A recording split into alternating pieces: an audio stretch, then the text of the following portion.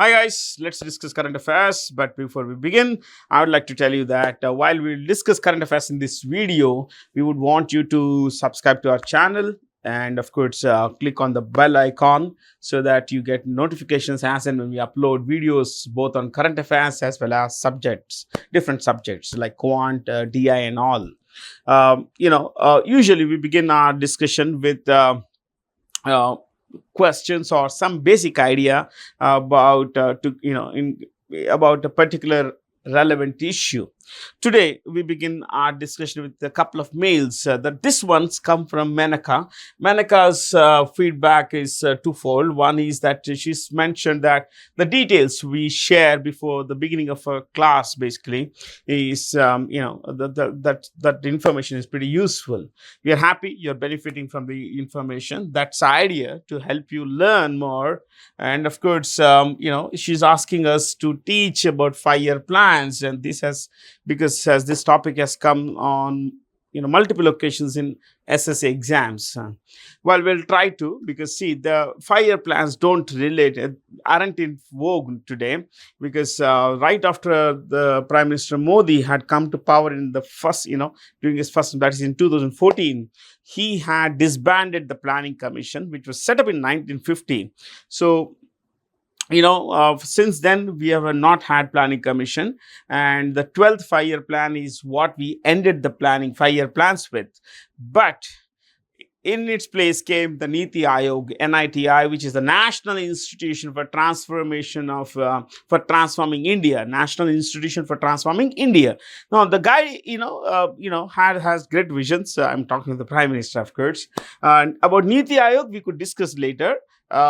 Planning Commission also, will bring in a few more things about the Planning Commission, like what were the major focuses of different 5-year plans and all. So Menaka will come back, we'll bring that in maybe in subsequent classes in the next few weeks.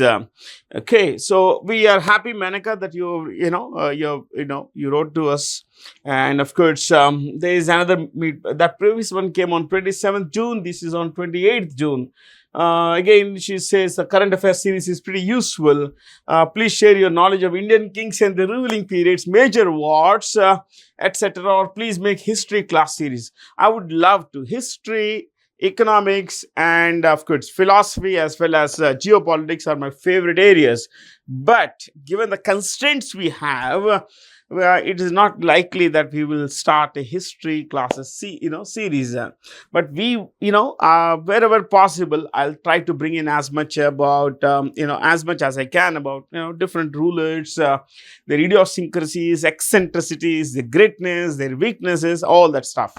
Maybe, weeks, I'll start with this particular, story in the weeks to come. When I say with this particular story, I won't tell you what story, but yes, I have something in mind. I'm sure that you would love to learn about that story that you often don't find in books and all. Of course, she has been very kind in saying that if you teach history, even a child can understand. I'm not very sure of that about that. But yes, I make an effort to make you understand complex things in a much easy way. I'm glad that you folks like Menaka and Krishnapriya have written to us, and we hope that almost everyone out there, including the teachers. When I say almost, that includes the teachers as well, benefits from this. So, ladies and gentlemen, we start our talk today about a particular issue called the external debt.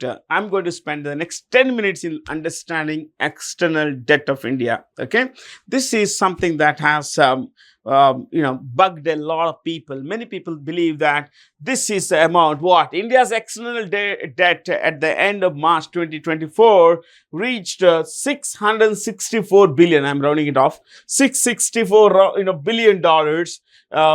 And please understand, this is again an increase of nearly $40 billion, over in 1 year. Now, many people have this misconception that this is the amount the government of India owes to the world outside. Well, no, that's not true, my friends.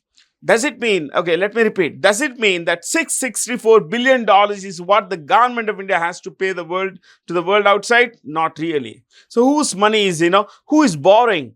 Certainly not the government of India. Okay, the government of India borrows pretty little, my friends. About less than 20% of this money is owed by the government of India. So, who owes this money? Before I tell you that, remember one more thing. Okay, that these numbers go up, go down quarter on quarter. Usually they go up. They go up. But sometimes percentages go down. I'll tell you why. For example, the external debt of India. The external debt of India, okay, I think we have a pen, white, blue, okay, fair, that would be good, is 664. Now, this is 18.7%, let me use a pen, 18.7% of India's GDP. 18.7% of India's GDP. This is lower than the previous percentage. The previous debt of, you minus 664 minus nearly 40, 624, my math is bad, maybe I'm right there, was 19% of previous GDP. 19% of previous GDP. Because, my friends, GDP numbers have grown faster than, debt has grown. So, ladies and gentlemen, our debt, though it has gone up, is actually in percentage, way, it's lower as than it was last year. So, as I was saying, that absolute numbers usually go up, percentages may go down. Fair? Now, to take it further, my friends, what exactly is external debt? I have something for you about external debt. Too many, I think, too many. Okay, I have components. I have put in the left column, I have put all the components of external debt and the data in USD, that is United States dollar, but in billion, okay, in billion terms. Let me tell you what is the total external debt. To repeat, $664 billion, but of which $541 billion is long-term debt. What's long-term? In economics, anything more than a year's, anything that is of more than a year's duration is long-term. In this case, 541 of 664 has a maturity period of more than a year, which means we don't really need to worry. And remember also one thing, the longer the period of debt, of course, the higher the interest rate, but that again is subject to the creditworthiness of the borrower. In this case, India is reliable. India is quite reliable.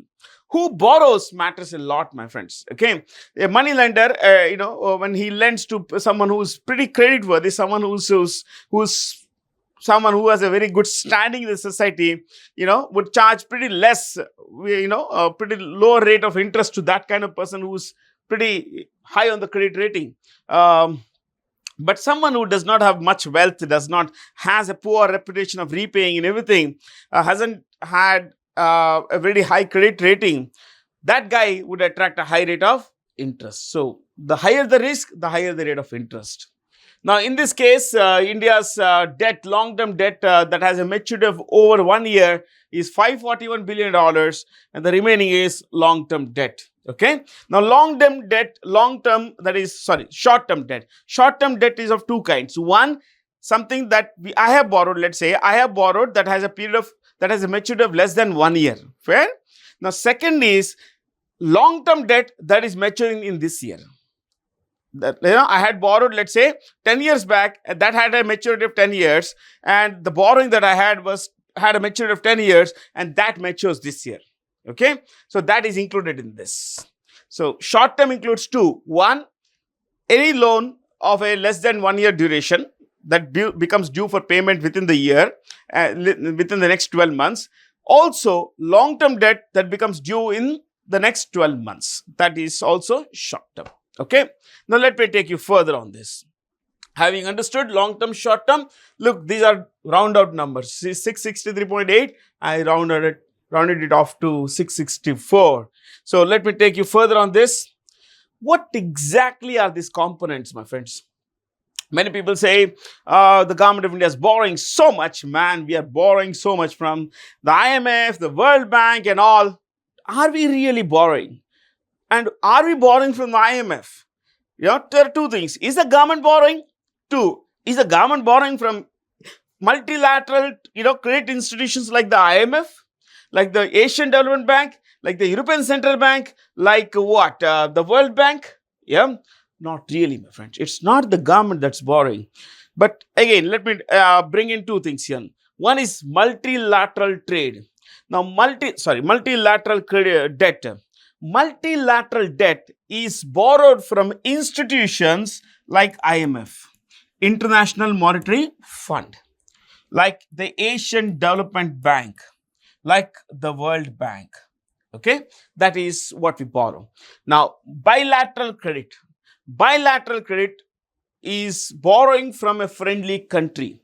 Our two primary lenders are Germany and Japan. We have historically borrowed more from Japan and Germany than other countries, than any other country.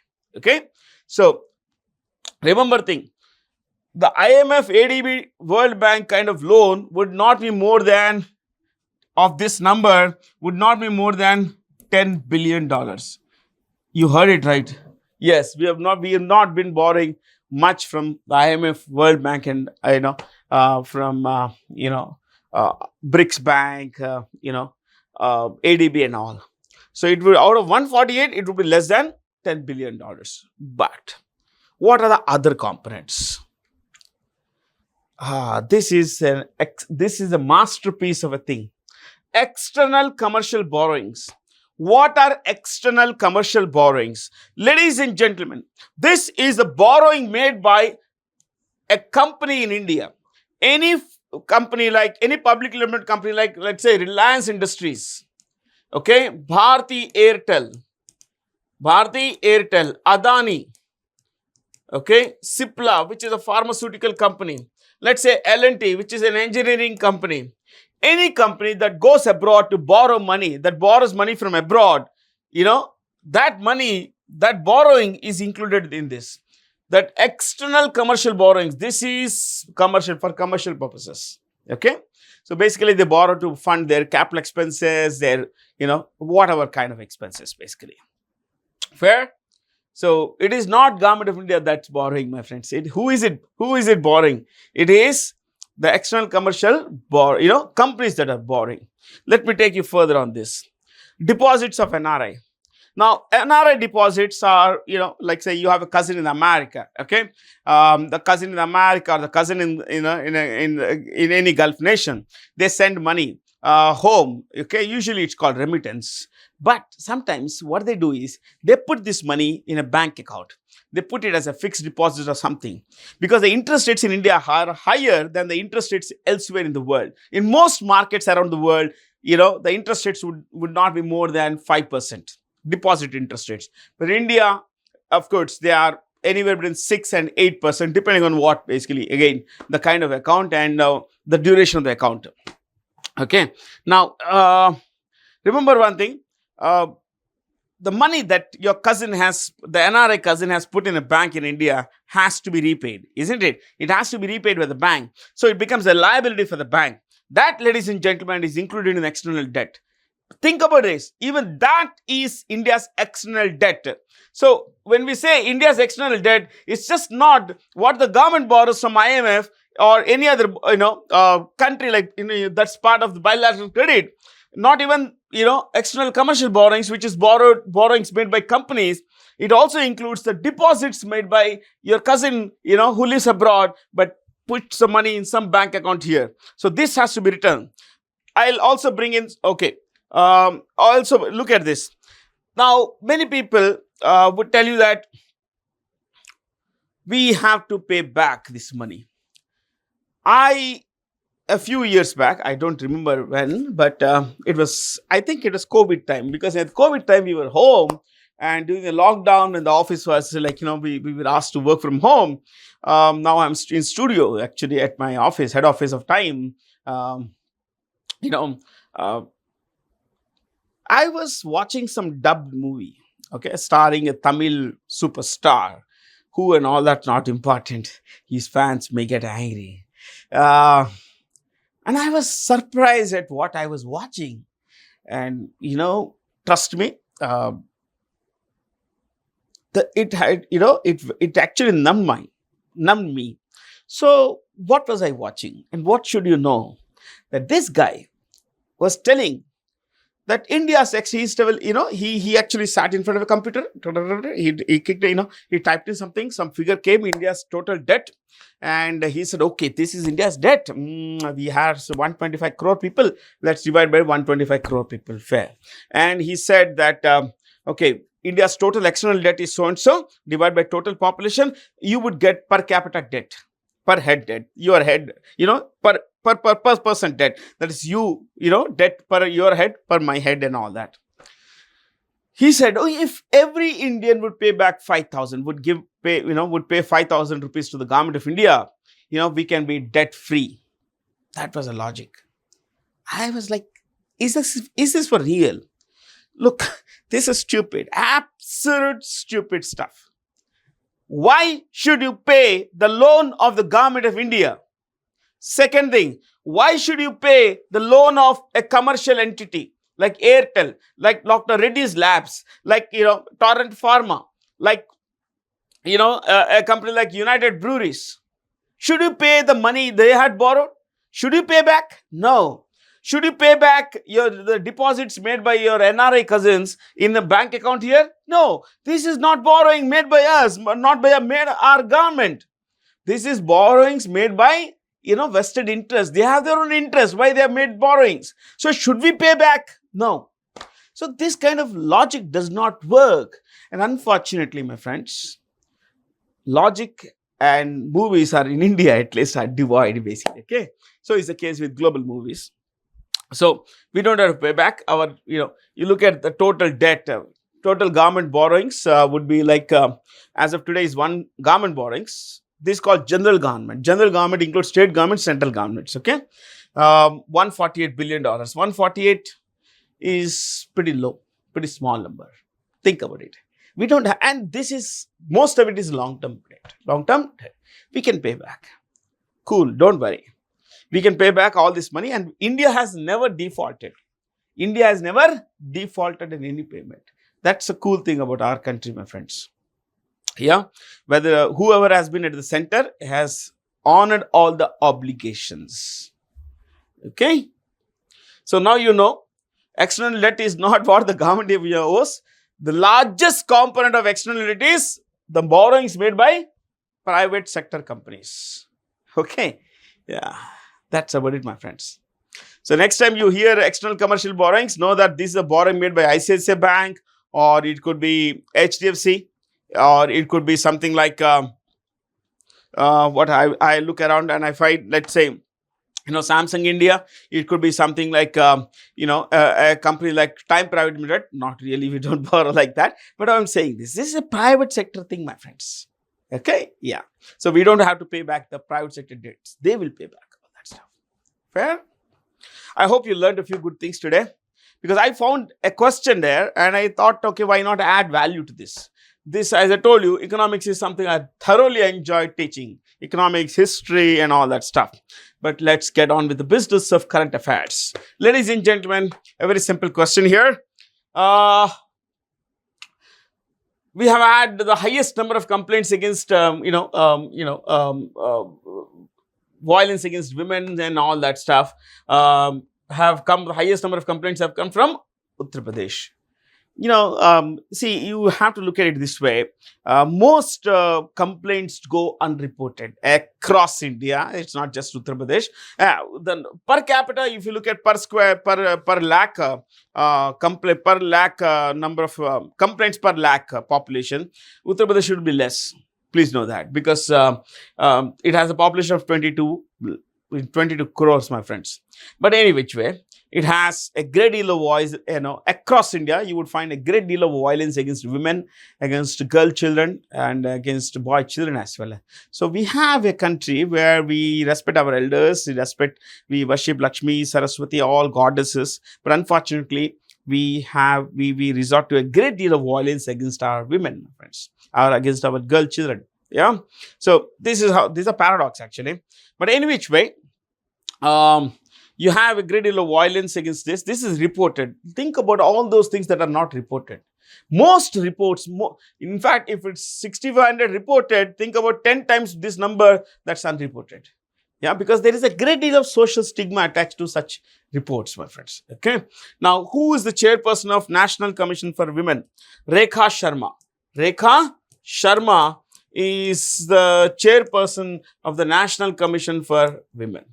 This is something more that you learn, basically. Okay. I guess that's about it. There's hardly anything else to discuss. Which country has banned the sale of antivirus software made by Kaspersky over its links to the Russian government? United States. United States has banned Kaspersky because Kaspersky is a Russian company. It's a Russian company that was started in 1997 by 3 persons, but I'll give you the name of the main guy, Eugene Kaspersky. Eugene Kaspersky. When you write like this, it's a main word basically, Kaspersky. There is Natalia Kaspersky, then there is Alexei Magdornik. Don't worry. You don't even have to know the name of Eugene also, okay? But it's good to know because see, on one of my other personal computers, I use Kaspersky antivirus.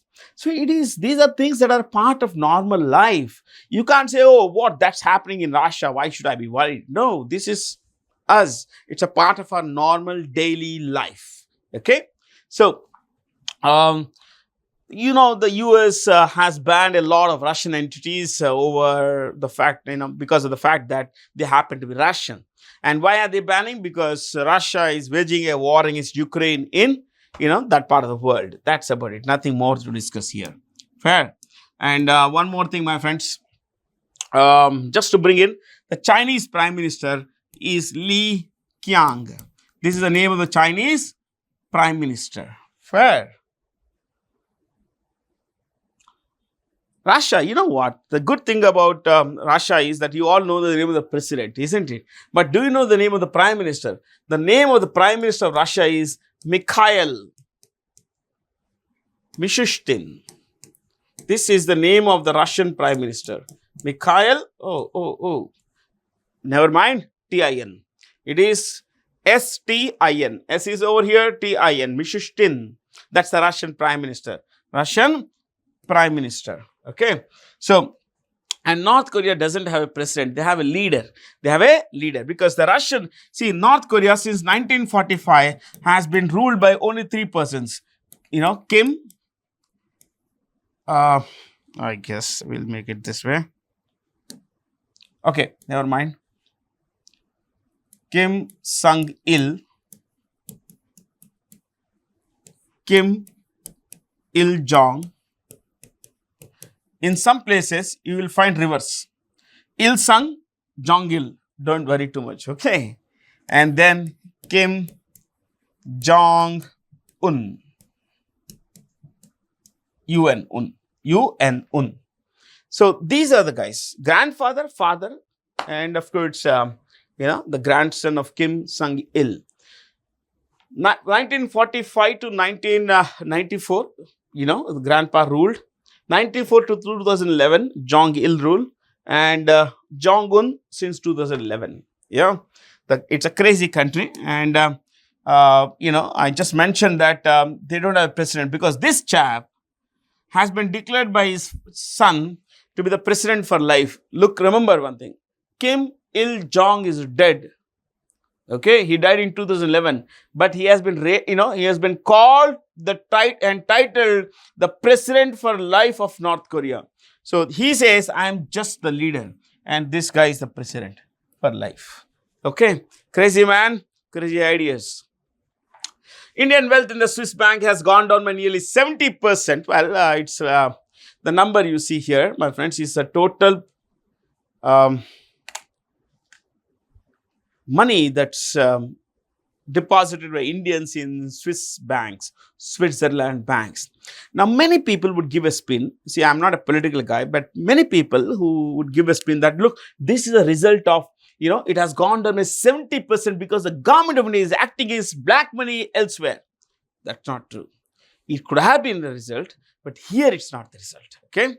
This could have been true in some other case, but in this case, this is legitimate deposits. Okay. This is reported by banks, Swiss banks, to the Swiss National Bank. The Swiss National Bank, SNB, is the government of India, is the government of Swiss bank. It's a central government bank, okay, the main bank there. So it collects data from local banks, and the local banks have said this is what we can declare as to be as has been deposited by the Indians, a little under 10,000 crore. This does not include the black money that's there in those banks. Okay, this is open to declaration, that's not open to declaration. Swiss banks have a ongoing moral issue here, whether they should divulge the black money earned by people, their depositors. They say that, look, confidentiality is important because that's what keeps the money coming in. Otherwise, no one would put their money in our banks. Yeah, I don't know how true, how right is that, but maybe I'll tell you a story sometime later. It's a 1-minute story or 2-minute story about who deposits money in these banks. Okay, maybe sometime later. With which country has the Ministry of Skill Development and Entrepreneurship partnered to energize India's agriculture sector with emerging skills? India's agriculture sector comprises we have a total labor force. Total labor force in India is about 52 crore. Of those 52 crores, nearly 40% or 42% are engaged in agriculture. And most of this is disguised unemployment. They're disguised as people, okay, working there in the farm, but not that many people are required to work on the farm. So more than half of the persons are not really required to be there. Okay. So there's a lot of disguised unemployment. Okay. India's agriculture sector contributes nearly 15 to 16% to our national GDP. Okay. Now, one more thing you need to know is that India has entered into a pact with Australia to bring in their expertise in agriculture. Australia is a very large country. How big is Australia? Australia, my friends, is a super large country. It is 76 lakhs. Okay, to be actually cool about this, it is 77 lakh square kilometer big. 77 lakh square kilometer big. That is twice more than India's, my friends, India's area. So 77 lakh, but majority of the population is here one place called Darwin in the north. Then there are some places here and Perth and all these places. Okay, that's about it. This is 85% of Australia's population is in urban areas. Okay, there are tiny places here. But Australia, most of Australia here is all deserted. It's a desert. So it's a deserted place. There is a Victorian desert, there is a Gibson desert, there is a great Australian sandy desert. And in the center of Australia, there is a place called the region. In fact, geographically, it's called the Outback. Outback is one of the most dangerous places on earth. People say that if you're lost here, you're simply gone. Once lost there, it would be next to impossible to be located by even the rescuers, seasoned expert rescuers. Okay. So they have large farms and they have developed pretty good skills in agriculture. So we're trying to bring them into our country. This is New Zealand. You can see here, New Zealand. Yeah, this is New Zealand. Okay. New Zealand is, it comprises nearly 700 chota islands. 2 are large there, North Island, South Island. Okay. The capital of New Zealand would be Wellington. What is it? Wellington. That's the capital of New Zealand. Wellington. There is a city called Wellington near Uttagamand, which is like home to a military academy in India. Okay. Wellington, I guess that's about it. Australia's capital is here, Canberra. Canberra, Canberra.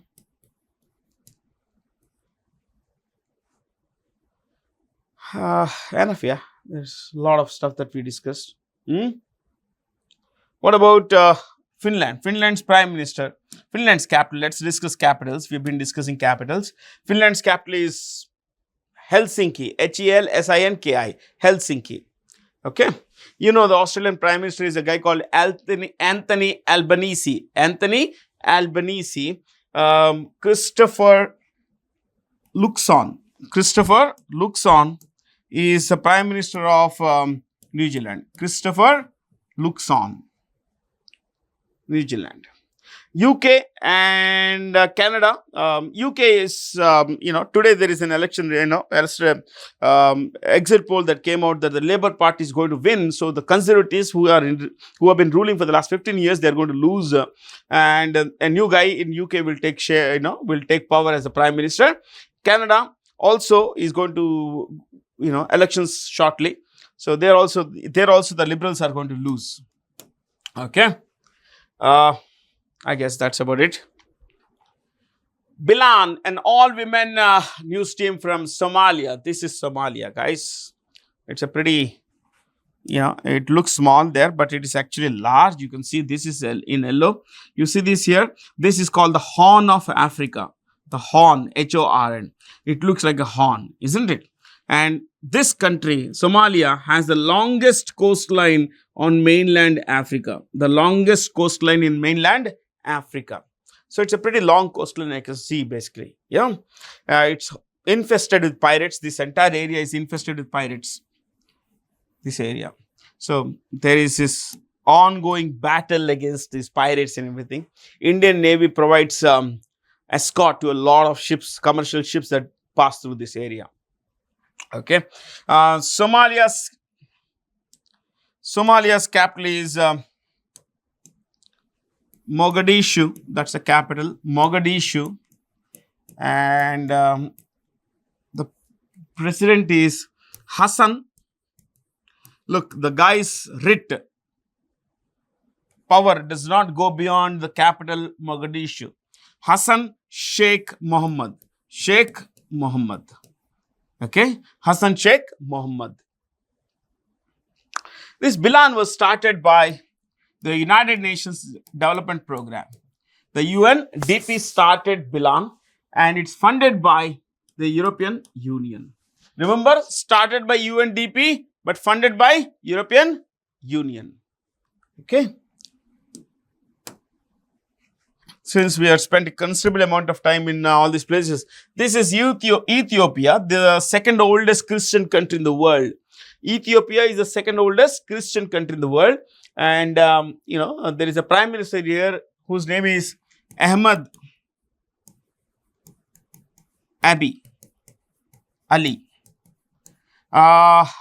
You can say Abiy Ahmed Ali. No harm. It's same thing. Okay. Eritrea. Oh my God. Eritrea. This is Eritrea. I'm not going to discuss this. This is Eritrea. This you see in purple here. This is one of the most dangerous countries in the world. You name a thing here, you name an index, it would come at the bottom, right at the bottom. Press freedom, zero. There is a president here called Isaias Afwerki. The man is a crazy, paranoid, dictator. Crazy, paranoid dictator. So that takes it many notches up. The guy is crazy. Yeah. So I'm not going to discuss this some other time. See, I would love to discuss this, but time is also a constraint, my friends. Fair?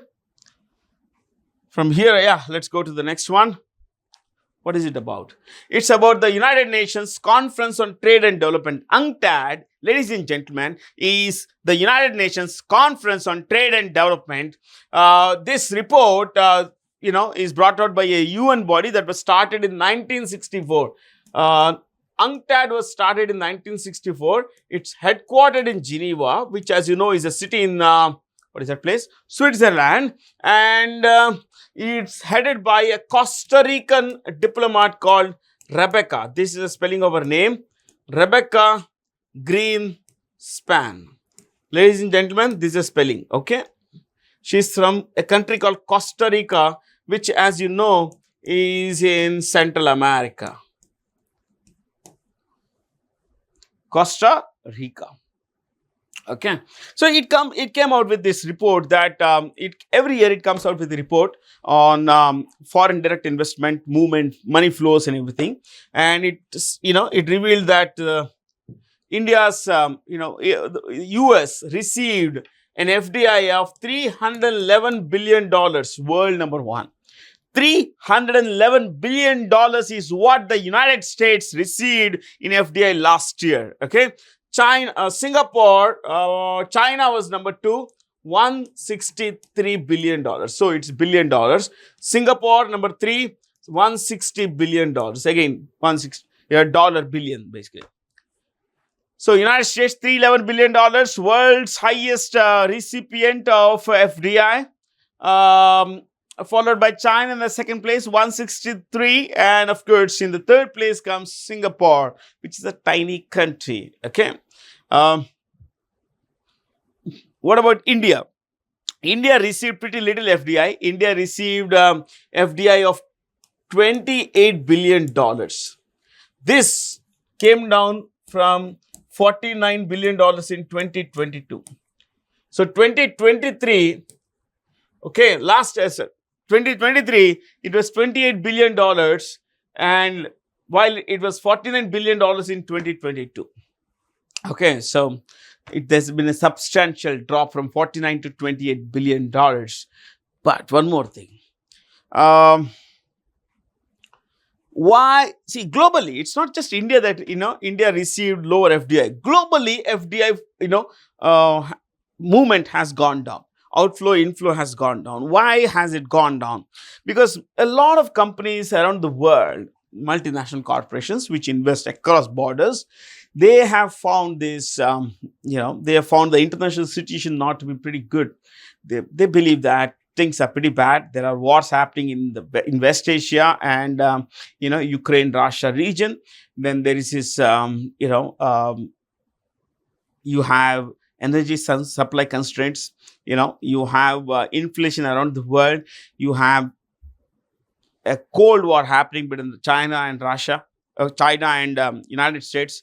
And there is a great deal of political instability everywhere.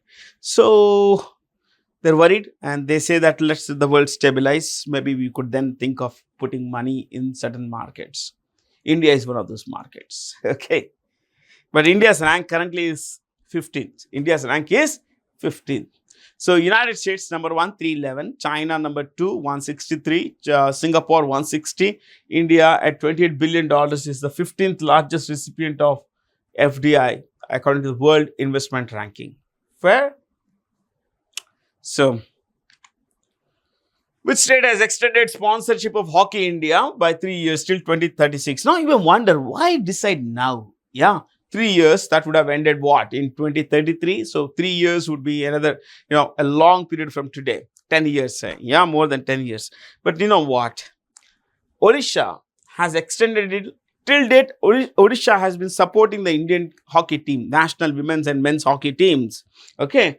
But now it has extended the sponsorship. Why? Because that year, 2036, would be the 100th year of the statehood of Odisha. The Odisha was established on 1st April 1936. So, Odisha would be 100 years old that year. So, to celebrate the centenary of Odisha state, the government of Odisha had extended the sponsorship by, till 2036. A good reason and benefits to our hockey team. And one more thing, the Indian Hockey Team Federation, Hockey India it's called. Hockey India is headed by the hockey player Dilip Tirkey. Dilip Tirkey. Okay? Yeah, Dilip Tirkey. I guess that's about it. There's hardly anything else to discuss here. Name the third and final reusable launch vehicle. The H in vehicle is silent, so it's vehicle. Landing experiment that was successfully tested by the ISRO. As you know, ISRO is Indian Space Research Organization. We have been looking at using reusable launch vehicles so that we can cut down on the expenses associated with large rockets that take satellites up and down that. Yeah, if the same thing comes back, basically it would help save a lot of money. So this is one of them. Okay, it's called Pushpak. And I was reading on ISRO's website about it. I was quite fascinated with the kind of work our great scientists are doing. They are unsung heroes of India. We think of, hockey superstars. We think of P.R. Srijesh, who of course deserve all the praise. We have our, Hima Das. We have our Deepa Karmakar, all sports persons, superstars like Virat Kohli. But then these are people who are unsung, who basically are working when we are sleeping, basically. Yeah. So and where do they test these kinds of vehicles? ISRO tests these kinds of vehicles at a place called Aeronautical. Okay, let me write in red here. Aeronautical Test Range. Aeronautical Test Range is in a place called Chitradurga in Karnataka. Chitradurga in Karnataka. Okay, Aeronautical Test Range, Chitradurga, Karnataka. It looks fascinating, isn't it? Yeah.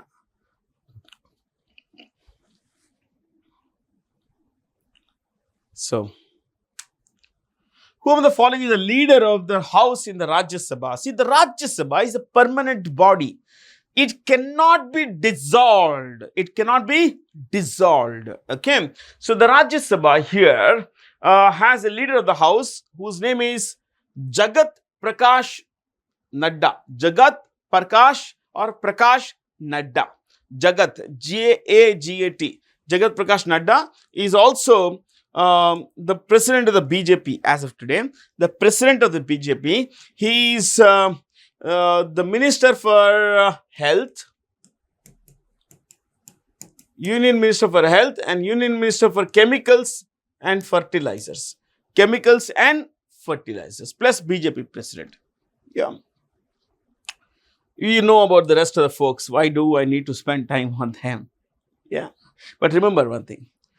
Rajya Sabha is a permanent body. The Lok Sabha is dissolved. Could be before its term or at the end of its 5-year term. But the Rajya Sabha can never be dissolved. Fair? India will host the 64th International Sugar Organization Council meeting in New Delhi. Now, I am not really interested in this meeting. These meetings happen and they discuss all kinds of things about how to increase production, how to increase consumption of it. Obviously, if there is production, there has to be consumption now. And, sugar is pretty bad for health in all ways, actually. But, sugar, when we talk of sugar, the world's biggest producer of sugar is Brazil. It produces nearly 40% of world sugar is produced in Brazil. Okay, then comes India, which produces 20% of the world sugar. In the third place is China. China. Yeah. So 3 countries, top 3. Brazil, India and China, the top 3 producers of sugar. And which is the biggest consumer of sugar? Of course, India. Yeah, Indians love sugar, don't they? So we export pretty little sugar because we consume so much of our own domestic production. Not much to discuss here. The Minister of Education recently has set up a committee headed by a former ISRO chief, Dr. K. Radhakrishnan,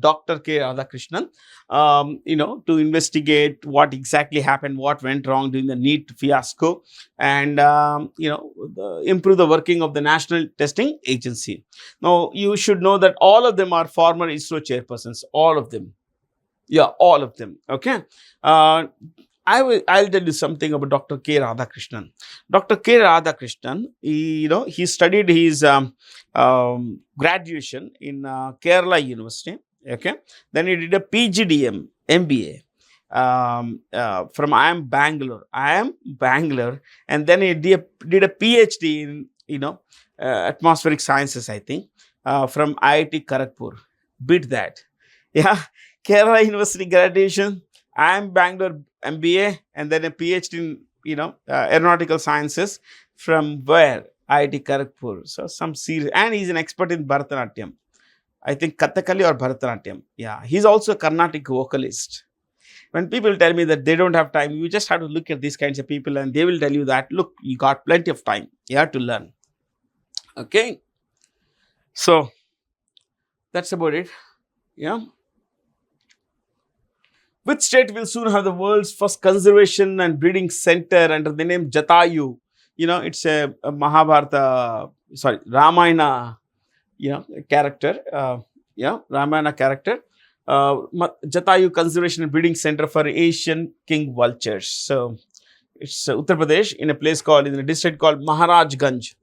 Maharajganj. See, it's very important that we conserve vultures because vultures are nature's scavengers. Without vultures, life would be pretty difficult for, for us basically, because they clean up dead bodies, they eat animal dead bodies, they keep us disease free and all that. In Zoroastrianism, that is the religion followed by Parsis, it also has a great sacred value, symbolic value. Okay, vultures eat the dead bodies that are left in the the well, basically, which is where the bodies in Zoroastrianism are not cremated or interned, buried. They're left in a particular enclosure, basically, where vultures come down and eat. What comes from nature goes back to nature. That is learning here. Which city is India's first UNESCO city of literature? Kozhikode. Kozhikode, which is, it hosts a lot of literary festivals. Gwalior is the city of music, UNESCO city of music. You must have heard of this Gwalior Gharana, which is a very prominent Gharana school, prominent school in Hindustani music. And the Gwalior Gharana is the oldest school of music in Hindustani music. Okay, so that's about it, I guess. Yeah.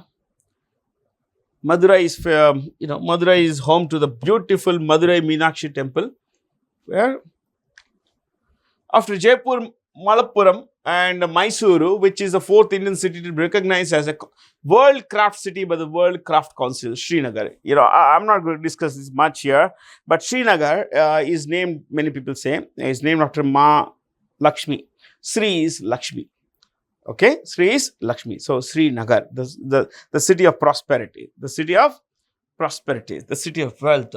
And some say it is named after Surya, the city of Bhagwan Surya. So whatever it is. City of Lakes, Udaipur. Queen of the Arabian Sea. That's the nickname of Kochi. Queen of the Arabian Sea. Hyderabad, of course, my city is City of Pearls. City of Pearls. Which country has recently been designated a major non-NATO ally by the US? The US often gives these kinds of titles to those countries that are not part of the NATO, North Atlantic Treaty Organization, which has 31 members. The NATO has 31 members. But remember one thing. 31? Yeah, I guess. Yeah. These are NATO countries. You see in gray here, all of them basically, wherever there is gray. 31 countries. But remember one more thing here, that you see this here also, there are islands here. These are all things. Okay. What you need to appreciate is this, my friends, that there are certain countries which have a deep strategic working relationship with US armed forces, like Pakistan does. Okay. Like Egypt has, like Kenya, like Morocco, like Tunisia. Fair. So there is this Thailand here, there is Philippines here, Taiwan, Japan, this is South Korea. So all these countries have.